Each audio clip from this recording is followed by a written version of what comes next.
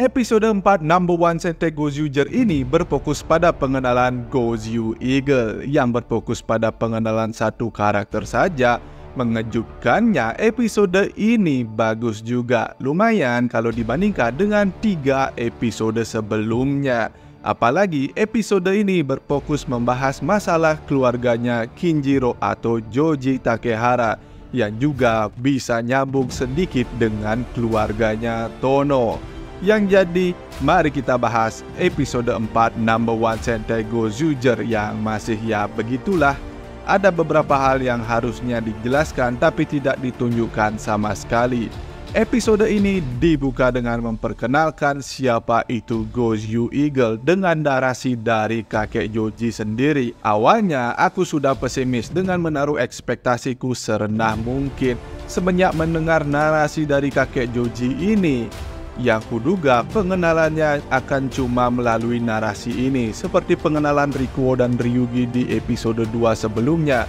Karena di awal pengenalannya sudah dijelaskan semua melalui narasi, seperti moto hidupnya yang bersikap tegas dan tulus, bermasalah dengan segala macam kebodohan sehingga mendapatkan julukan kakek keras kepala tanpa ditunjukkan tegas dalam hal apa, cuma diperlihatkan dia membentak cucunya tanpa menunjukkan sebabnya seperti apa, yang membuatku awalnya merasa ya pengenalan karakternya cuma begini saja. Tapi setelah lanjut menonton episode ini ternyata lumayan juga, apalagi setelah set otakku dan ekspektasiku kalau series ini adalah series komedi, jadi ya nikmati saja nyimengnya. Seperti saat kakek Joji mendapatkan cincinnya, ternyata dia nemu dan mungut cincin begitu saja dan langsung dapat kontrak dari Tegasword. Berbeda banget dengan Tono yang dipanggil ke dunia lain. Mungkin yang lain juga mendapatkan cincinnya hasil nemu, terutama Red Sentai yang lain. Keinginan kakek Joji di awal ini langsung diungkapkan kalau dia ingin mengulang masa mudanya untuk bersenang-senang dan menjadi party people. Setelah menerima kontrak Tegasword, kakek Joji langsung menjadi muda. Dan yang bikin lucu setelahnya saat Tegasword berbicara melalui lukisan yang ada di dinding, itu lucu banget. Dan Jin Matsumoto saat berperan menjadi orang tua, itu aku rasa cocok. Kelihatan dia orang tua di dalam tubuh anak muda. Tapi setelah dia kehabisan gizi dari telur, dia akan kembali ke umur aslinya. Dan benar saja, setelah makan telur, dia kembali menjadi muda yang diperlihatkan langsung pada kafe pemuja Tegasword. Jadi seperti lagunya, setiap hari dia harus makan telur. Yang bikin lucu itu reaksi Busaori. Kelihatannya dia kagum banget dengan perubahan dari kakek Joji ini. Dan kalau kalian perhatikan setelahnya, Busaori juga memakan telur. Mungkin dia juga ingin menjadi muda. Di sini juga menyinggung sedikit tentang ayahnya Ryugi yang seorang dokter dan pastinya tidak akan percaya pada anaknya yang pemuja Tegasword jika dia menceritakan kejadian ini. Mungkin masa lalu Ryugi ini harusnya digali lebih dalam lagi pada episode kedepannya, karena itu poin penting pada perkembangan karakternya Ryugi. Dan yang lucunya, dengan umurnya yang menjadi muda ini, ternyata kakek Joji bersekolah lagi. Entah bagaimana dia mengurus dokumennya hingga bisa bersekolah lagi, mengingat dorama My Boss Mehiro. Kalau kalian ada yang tahu, cerita seorang bos Yakuza yang masuk ke SMA lagi, dia bisa masuk ke SMA karena dukungan dokumennya diurus oleh kepala sekolah. Nah, mungkin kakek Joji ini juga punya kekuatan orang dalam, tapi karena ini series komedi untuk anak-anak, kita kesampingkan saja masalah itu. Nah, kakek Joji di sekolah ini ceritanya dia menjadi murid baru, dan lucunya saat memperkenalkan diri, ternyata di sekolah itu juga ada cucunya yang menjadi teman sekelasnya. Jadilah dia menggunakan nama samaran, sehingga kini namanya menjadi Kinjiro, terinspirasi dari tema sentainya sendiri. Di sekolah ini akhirnya kita diperlihatkan kenapa kakek Joji dibilang tegas sampai mendapatkan julukan kakek keras kepala, karena meski Badannya juga menjadi muda, sifatnya nggak berubah seperti saat dia diajak mengadakan pesta penyambutan di atap karena ke atap dilarang oleh guru. Kakek Joji langsung marah, langsung keluar sifat kakeknya meski sebenarnya dia juga ingin berpesta. Yang menyedihkan setelahnya dia pulang dengan cucunya, dia mendengar kalau cucunya lega kakeknya menghilang. Karena selama ini kakeknya nggak pernah setuju apapun yang diinginkan cucunya, bahkan cucunya nggak kangen dengan kakek Joji. Mendengar itu membuat kakek Joji marah yang menegaskan ke cucunya mengenai kewajiban siswa untuk mewujudkan mimpinya, dan Joji juga menanyakan apa mimpi cucunya yang juga akhirnya membuat cucunya marah. Di sini meski jadi muda, kakek Joji tetap memaksakan kehendaknya pada cucunya. Begitu juga cucunya belum mau berterus terang mengenai apa sebenarnya mimpinya. Kejadian itu membuat kakek Joji membatalkan kontraknya dan melemparkan cincinnya ke sungai karena merasa memang sudah tidak cocok untuk menjadi party people dan dia cuma membohongi dirinya sendiri berusaha menjadi orang yang berbeda. Setelahnya, di kafe pemuja Tegasword, kakek Joji yang merasa kecewa karena sudah berusaha keras hidup disiplin untuk keluarganya, tapi ikatan keluarganya ternyata serapuh itu padahal sudah merasa melakukan hal yang benar. Di sini kakek Joji mendapatkan ceramah dari Tono. Kalau semua itu cuma egonya kakek Joji saja, memaksakan keinginannya hidup seperti itu, tidak bisa menerima orang egois dan manja. Tapi kakek Joji memang sayang sama keluarganya, dia harus menyampaikannya langsung sebelum dia menyesal karena mungkin saja kakek Joji tidak akan pernah bertemu dengan keluarganya lagi. Perkataan Tono ini sebenarnya adalah pengalaman pribadinya Tono sendiri yang sudah kehilangan keluarganya, yang juga relate dengan kakek Joji yang sudah kehilangan istrinya. Jadi dengan pengenalan karakter kakek Joji ini juga ada perkembangan karakter pada Tono yang awalnya merasa tidak punya harta seperti keluarga, kini mulai bisa membahas tentang keluarga dari pengalaman kehilangan yang membuat Tono mulai merasa jadi sosok leader. Semoga kedepannya pelan-pelan terus konsisten dibahas karakter Tono ini dan perkembangannya seperti apa dibuat lebih baik. Nah, berkat nasihat dari Tono ini, Joji akhirnya kembali menemui cucunya yang kebetulan teman kelasnya sudah dirasuki oleh monster pesta nomor 1 yang sudah mengacau di kota, memaksa semua orang untuk berpesta.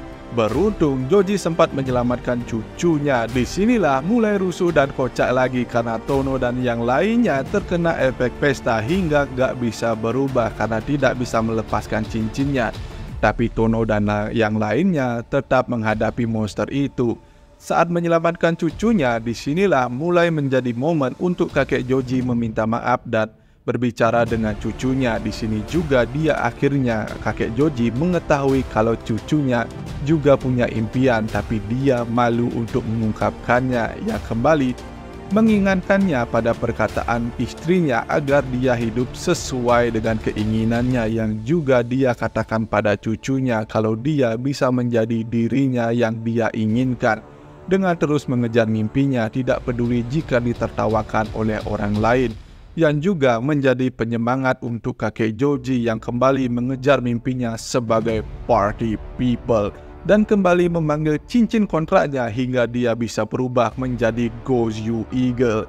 Akhirnya terjadi pertarungan Gozyu Eagle melawan monster pesta yang bikin aku ketawa. Tariannya Gozyu Eagle itu berasa tarian kakek-kakek banget, tapi bisa membuat monster pesta lengah sehingga Gozyu Eagle bisa menembak bola lampu pesta dan membebaskan semua orang dari pengaruh monster pesta, terutama Tono dan yang lainnya. Hingga kini mereka bisa berubah hingga kembali terjadi pertarungan yang rusuh. Pasukan Braidan juga muncul dengan 2 mecha raksasa yang bisa menembakkan es dan api, yang kemudian dihadapi oleh Tono dengan Tegasword Red, yang kocaknya mereka bergantian user Tegasword. Jadi satu Tegasword dipakai bersama, tapi kokpitnya cuma ada satu sehingga cuma bisa dipakai oleh satu orang saja. Dengan berganti kombinasi Fox setiap berganti user yang secara bergantian yang menjadi lucu melihat bagaimana mereka berganti user dan berganti form Tega Sword. Sudahlah, ini cuma pertarungan komedi. Sementara monster pesta dihajar oleh kakek Joji yang akhirnya kita diperlihatkan finisher fighting dari karakter lain selain Tono, karena yang menghabisi monster kali ini langsung kakek Joji. Dengan kejadian ini membuat cucu kakek Joji akhirnya berani mengungkapkan impiannya menjadi seorang seniman pada ayahnya, yang ternyata didukung oleh ayahnya, yang menjadi momen haru juga karena ternyata cucunya mengungkapkan kalau dia sadar kakeknya yang keras itu karena kakeknya yang sayang padanya.